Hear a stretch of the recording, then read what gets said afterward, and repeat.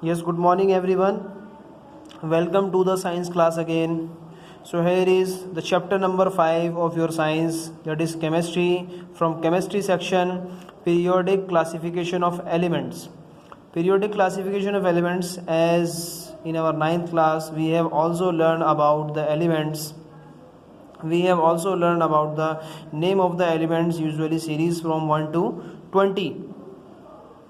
So in this chapter we will discuss about the various classification of elements on the basis of their chemical properties, on the basis of their physical properties, and especially on the basis of metals and non-metals.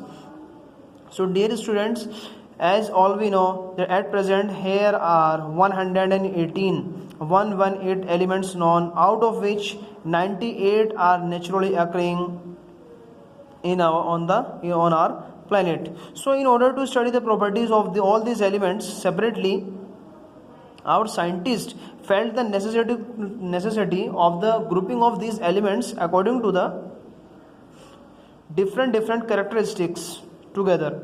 So for that classification, the very first attempt of the classification of the elements was Dobereiner traits. So in today's class we are going to learn about the Dobereiner triad. अब अगर हम देखिए डॉबरेनर tried की अगर बात करें तो डॉबरेनर was a German scientist. तो इन्होंने एक अरेंजमेंट बनाया एनिमल्स के लिए, एक अरेंजमेंट बनाया. वो कैसा था कि इन्होंने तीन एलिमेंट्स लिए और उनको सिमिलर प्रॉपर्टीज़ के आधार पे, सिमिलर प्रॉपर्टीज़ के बेसिस पे उनको अरेंज किया इंक्रीजिंग ऑर्डर में, और इन्होंने उसको नाम दिया triads, TRIADS, triads. Tried means 3 elements, 3 substances. तो डॉबरेनर शोड दैट कि जब भी 3 elements increasing order of their atomic masses, अपने इंक्रीजिंग ऑर्डर में, एटॉमिक मास के इंक्रीजिंग ऑर्डर में अगर हम किन्हीं भी 3 एलिमेंट्स को लगा रहे हैं तो वहाँ पे क्या होगा, एटॉमिक मास मिडिल एलिमेंट का वो दैट वुड बी द रफली average of the atomic mass of the other 2 elements.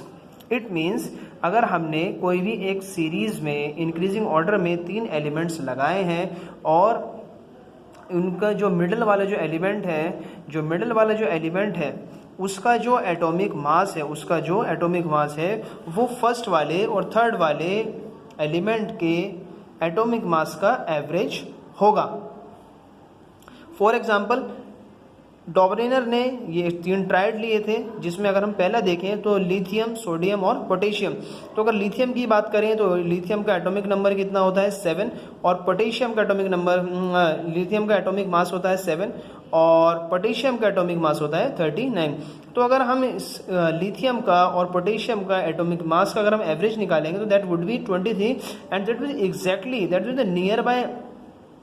Nearly the atomic mass of sodium.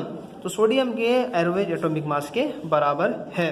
तो देखिए इम्पोर्टेंस थी, अगर हम बात करें डॉबरेनर की, तो डॉबरेनर ने सिर्फ 3 ट्राइड बनाए थे अपने ये, और इन 3 ट्राइड के बाद इनकी थ्योरी फेल हो गई. तो अब इसमें पढ़ते हैं आगे इम्पोर्टेंस क्या है इसकी. अगर हम डॉबरेनर ट्राइड की इम्पोर्टेंस की बात करें तो इम्पोर्टेंस ये है, इसका ग्रेट सिग्निफिकेंस है एटॉमिक मास को प्रिडिक्ट करने के लिए, और प्रॉपर्टीज मिडिल एलिमेंट की प्रॉपर्टीज हैं उनकी प्रॉपर्टीज को प्रिडिक्ट करने के लिए. तो लिमिट अगर हम आज भी बात करें तो ये तीनों ट्राइड्स वो तीनों सक्सेसफुल हैं, आज भी तीनों वर्केबल हैं.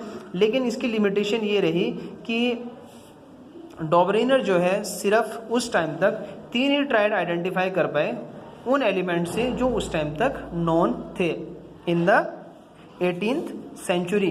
तो let's have a conclusion over the Dobereiner triads. तो डॉबरेनर ने क्या कहा था, डॉबरेनर ने 3 एलिमेंट्स लिए, उनको increasing order of their atomic masses, इस एटॉमिक मास के इंक्रीजिंग ऑर्डर में लगाया, और इन्होंने क्या शो किया कि मिडिल वाला एलिमेंट है उसका एटॉमिक मास है, फर्स्ट वाला और थर्ड वाला एलिमेंट है उनके एवरेज के बराबर है, प्लस उसकी प्रॉपर्टीज वो भी रिजेंबल करती हैं इन दोनों एलिमेंट से, इस मिडिल वाले एलिमेंट की. लिमिटेशन, इन्होंने जो है सिर्फ 3 ट्राइड्स ही जो है उस टाइम पर जो बना पाए और उन एलिमेंट से जो उस टाइम तक डिस्कवर्ड हो चुके थे, फिर उसके बाद जो है ये उससे ज़्यादा एलिमेंट्स नहीं बना पाए। So dear students, that's the very first theory of your chapter number 5. So later on in next classes we will discuss some more new theories. So till then, thank you.